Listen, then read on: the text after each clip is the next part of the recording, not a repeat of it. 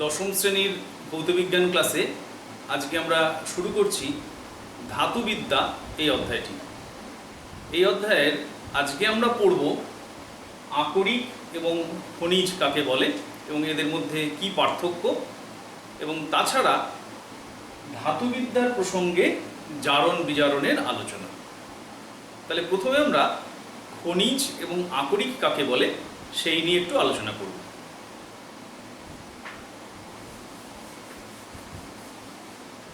তাহলে ধাতু পাওয়া যায় খনিজ বা আকরিক থেকে। শুনতে দুটোই খুব কাছাকাছি মনে হয়, কিন্তু দুটোর মধ্যে একটু পার্থক্য আছে। তাহলে এই দুটোকে আমরা পার্থক্যের আকারেই লিখছি।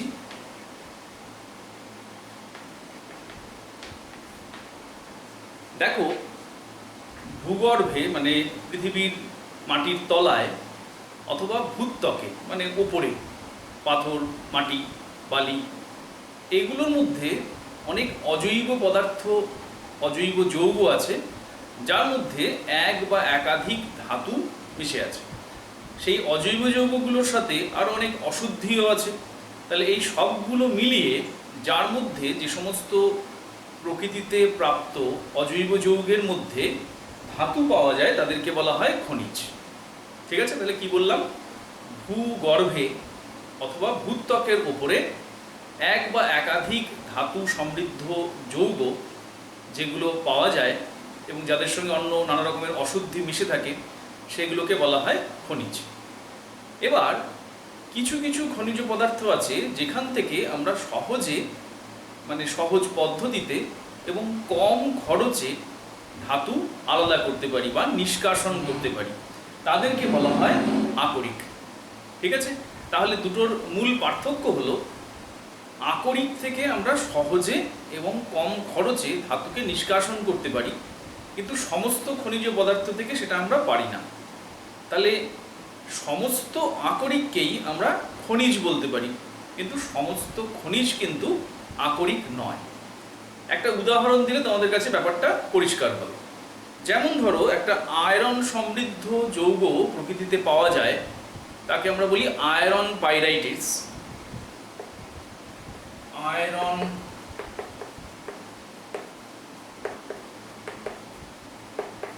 পাইরাইটিস বা আয়রন পাইরাইটসও বলা হয়, AfS2। এই যৌগটা তো প্রকৃতিতে পাওয়া যায়, কিন্তু এটার থেকে আয়রনকে সহজে এবং কম খরচে আলাদা করা যায় না। সেই জন্য এটাকে আমরা বলছি আয়রন বা লোহার খনিজ। কিন্তু হেমাটাইট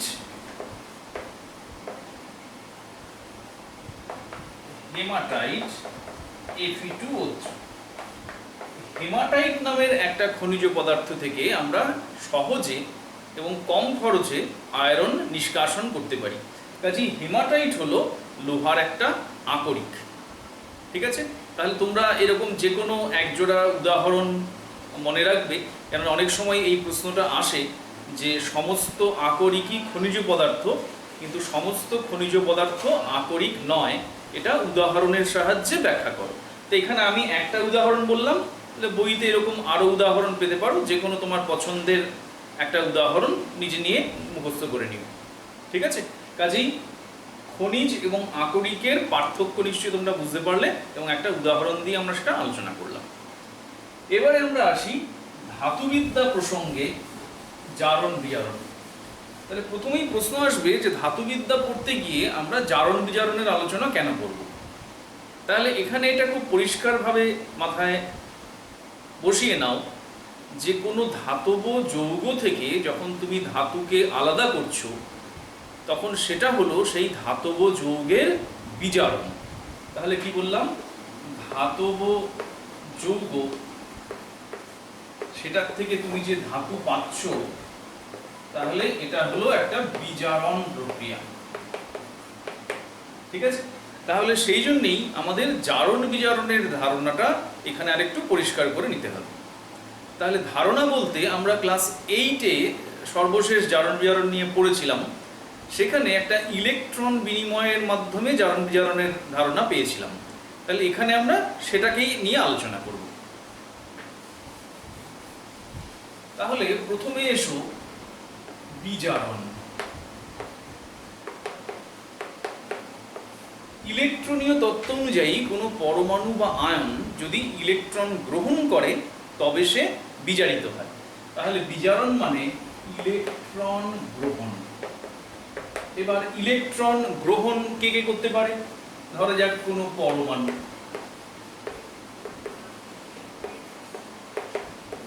ধরো ক্লোরিন পরমাণু ছিল, সে একটা ইলেকট্রন নিয়ে Cl- হলো, তাহলে এখানে ক্লোরিন বিজারিত হলো। অক্সিজেন পরমাণু দুটো ইলেকট্রন নিয়ে O2- হলো, তাহলে ও বিজারিত হলো। ঠিক আছে, তাহলে এরকম নিউট্রাল পরমাণু ইলেকট্রন গ্রহণ করে বিজারিত হতে পারে। আবার ধরো ক্যাটায়ন, ধরো Fe3+ ফেরিক আয়ন ছিল, এ একটা ইলেকট্রন গ্রহণ করে ফেরাস আয়নে পরিণত হলো, তাহলে এটাও বিজারণ। অ্যালুমিনিয়াম 3+ ছিল, ও তিনটে ইলেকট্রন নিয়ে অ্যালুমিনিয়ামের প্রসম পরমাণুতে পরিণত হলো, তাহলে এটাও বিজারণ। ঠিক আছে, তাহলে ইলেকট্রন গ্রহণ করা মানে হলো বিজারণ। তাহলে এখানে ক্লোরিন এবং অক্সিজেন পরমাণু বিজারিত হয়েছে, এখানে ফেরিক আয়ন বিজারিত হয়ে ফেরাস আয়নে পরিণত হয়েছে, অ্যালুমিনিয়াম আয়ন বিজারিত হয়ে অ্যালুমিনিয়াম পরমাণুতে পরিণত হয়েছে। ঠিক আছে, তাহলে এর উল্টো হলো জারণ। তাহলে জারণের সময় কোনো পরমাণু বা আয়ন তারা ইলেকট্রন ছেড়ে দেবে, তাহলে জারণ মানে ইলেকট্রন ত্যাগ। তাহলে এটাও আমরা বিভিন্ন উদাহরণ দেখতে পারি, যেমন পরমাণুর ক্ষেত্রে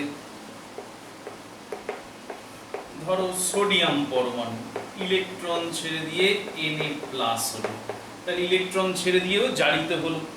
ম্যাগনেসিয়াম পরমাণু দুটো ইলেকট্রন ছেড়ে দিয়ে ম্যাগনেসিয়াম 2+ হলো, তাহলে এখানে এই পরমাণুগুলো জারিত হয়েছে। আবার দেখো ক্যাটায়ন, ধরা যাক Fe2+ ছিল, আরেকটা ইলেকট্রন ছেড়ে দিয়ে Fe3+ হলো, তাহলে ফেরাস আয়ন এখানে জারিত হলো। ধরা যাক টিন Sn2+, আরো দুটো ইলেকট্রন ছেড়ে দিয়ে Sn4+ হলো, স্ট্যানাস থেকে স্ট্যানিক হলো, ফেরাস থেকে ফেরিক হলো, তাহলে এখানে এই ক্যাটায়নগুলো ইলেকট্রন ত্যাগের মাধ্যমে জারিত হয়েছে। একই রকম ভাবে অ্যানায়নের ক্ষেত্রে দেখতে পারি, অ্যানায়ন Cl- ছিল, একটা ইলেকট্রন ছেড়ে দিয়ে ক্লোরিন পরমাণুতে পরিণত হলো। O2- ছিল, দুটো ইলেকট্রন ছেড়ে দিয়ে অক্সিজেন পরমাণুতে পরিণত হলো। তাহলে এইভাবে ইলেকট্রন ছেড়ে দিলে সেটা জারিত হয়। তাহলে কোনো পরমাণু বা ক্যাটায়ন বা অ্যানায়ন তারা ইলেকট্রন ছেড়ে দিয়ে জারিত হতে পারে।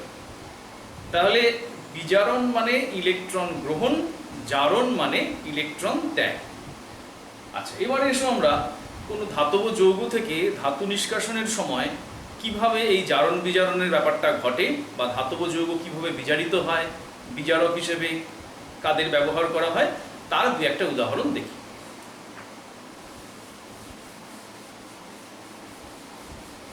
তাহলে এবার আমরা দেখব জারণ বিজারণের উদাহরণ। তাহলে প্রথমে আমরা দেখি 1 নম্বর উদাহরণ, Fe2O3 + 2 অ্যালুমিনিয়াম, টেম্পারেচার প্রায় 2000 ডিগ্রি সেন্টিগ্রেড, দেখা যাবে Al2O3 + 2 Fe। এখানে যে বিক্রিয়াটা দেখলে এরপরে আমরা আলোচনা করব থার্মিট পদ্ধতি। থার্মিট পদ্ধতিতে আয়রন নিষ্কাশন, এই পদ্ধতিটার বাণিজ্যিক নাম হলো থার্মিট পদ্ধতি। থার্মিট পদ্ধতিতে আয়রনের অক্সাইড, ফেরিক অক্সাইড, এটা থেকে বিজারিত করে আয়রন উৎপন্ন করা হয় এবং বিজারক হিসেবে এখানে অ্যালুমিনিয়াম ধাতুর চূর্ণ ব্যবহার করা হয়। তাহলে এই বিক্রিয়াটার ক্ষেত্রে এসো আমরা জারণ বিজারণ কিভাবে ঘটে সেটা ব্যাখ্যা করি। দেখো অক্সিজেনগুলো -2 এই জারণ অবস্থায় থাকে, তাহলে 3 দুগুণে 6, এটা -6, তিনটে অক্সিজেন মিলে -6 হয়ে আছে জারণ অবস্থা, মোট জারণ অবস্থা। তাহলে দুটো আয়রন মিলে নিশ্চয়ই +6, কেননা এই মোট টোটাল অণুটা নিউট্রাল বা প্রশম। তাহলে তিনটে অক্সিজেন মিলে যতটা মাইনাস হবে, দুটো আয়রন মিলে ততটা প্লাস হবে। তাহলে এরা হচ্ছে +3 × 2। আচ্ছা, মনে রেখো এই যে ব্র্যাকেটের ভেতরে যেটা লেখা হচ্ছে সেটা কিন্তু এক একটা পরমাণুর জারণ অবস্থা বা তার উপরে যে আধান আছে। কখনোই কিন্তু এর বাইরে যেটা আছে এটা হচ্ছে পরমাণুর সংখ্যা, এটা দিয়ে গুণ করে +6 বা -6 লিখে ফেলবে না। সবসময় একটা পরমাণুর আধান বা জারণ অবস্থা ইনটু কতগুলো পরমাণু আছে, না হলে কিন্তু জারণ অবস্থার কি পরিবর্তন হচ্ছে বা ইলেকট্রন বিনিময় কি হচ্ছে সেটা তোমরা বুঝতে পারবে না। তাহলে এদিকে এটা +3 আর অক্সিজেন -2।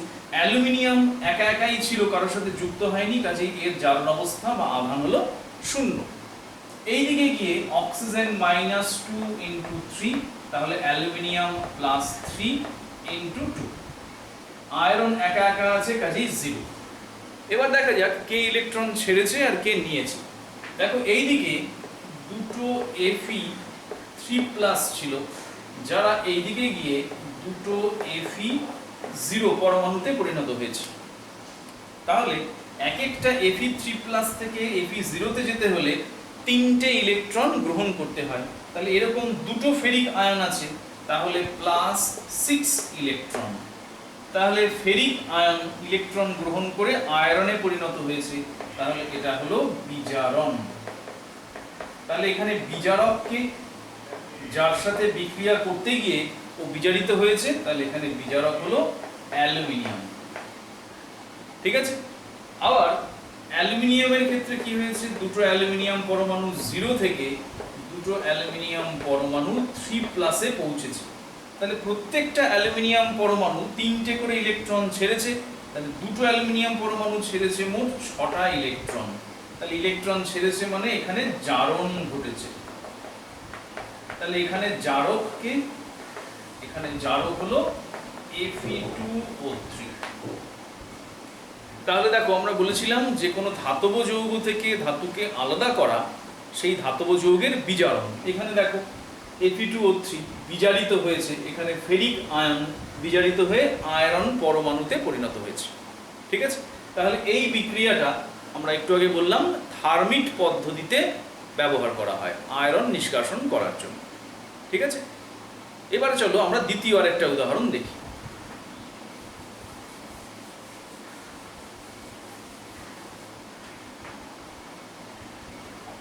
দ্বিতীয় উদাহরণটা খুব সোজা, জিঙ্ক অক্সাইড প্লাস কার্বন থেকে জিঙ্ক প্লাস CO। এখানে কার্বন কোক চূর্ণ হিসেবে দেওয়া হয়। কোক চূর্ণ তোমরা জানো, এটা কোক চূর্ণ, এটা কার্বনের একটা রূপভেদ। তাহলে এখানে জিঙ্ক, অক্সিজেন -2, তাহলে জিঙ্ক +2। এদিকে গিয়ে জিঙ্ক একা একা মানে 0, কার্বন এখানে ছিল 0, এখানে অক্সিজেন -2 হলে কার্বন +2। তাহলে কার কি চেঞ্জ হয়েছে দেখি, জিঙ্ক 2+ ছিল, সেখান থেকে জিঙ্ক নিউট্রাল হয়েছে, তাহলে নিশ্চয়ই দুটো ইলেকট্রন নিয়েছে, তার মানে এটা বিজারণ। তাহলে বিজারককে কোক চূর্ণ বা কার্বন। তাহলে এখানে যেহেতু কার্বন ব্যবহার করা হচ্ছে বিজারক হিসেবে, তাহলে এই পদ্ধতিতে জিঙ্ক নিষ্কাশনকে বলা হয় কার্বন বিজারণ পদ্ধতি। কার্বন বিজারণ পদ্ধতি। ঠিক আছে। তাহলে জিঙ্ক 2+ বিজারিত হয়ে জিঙ্ক হয়েছে, কার্বন 0 থেকে কি হয়েছে, কার্বন 2+। তার মানে 0 থেকে 2+ হয়েছে, তার মানে দুটো ইলেকট্রন ছেড়ে দিয়েছে, তার মানে জারিত হয়েছে। তাহলে এর ক্ষেত্রে জারক হলো জিঙ্ক অক্সাইড। তাহলে পদ্ধতিটা কিভাবে হয় তোমরা নিশ্চয়ই বুঝতে পেরেছো। যে জিঙ্ক অক্সাইড বিজারিত হয়ে জিঙ্ক উৎপন্ন হয়েছে। এরপর আমরা 3 নম্বর একটা উদাহরণ দেখব, যেটা তোমরা ইতিমধ্যেই পেয়েছো। সেটা হলো অ্যালুমিনিয়াম নিষ্কাশন। তোমরা জানো অ্যালুমিনিয়াম নিষ্কাশন করা হয় বক্সাইট আকরিক থেকে। তাহলে বক্সাইট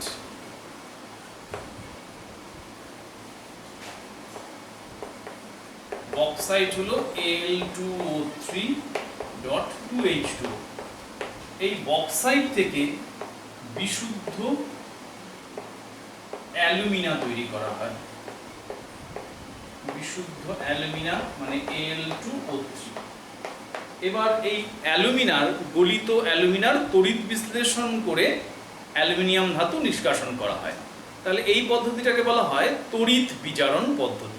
তো তোমরা জানো যে অ্যালুমিনার সাথে ক্রায়োলাইট, ফ্লোরস্পার এগুলো মিশিয়ে একে গলানো হলে টেম্পারেচার কম লাগে, 900 ডিগ্রির কাছাকাছি উষ্ণতায় এটা গলে যায়।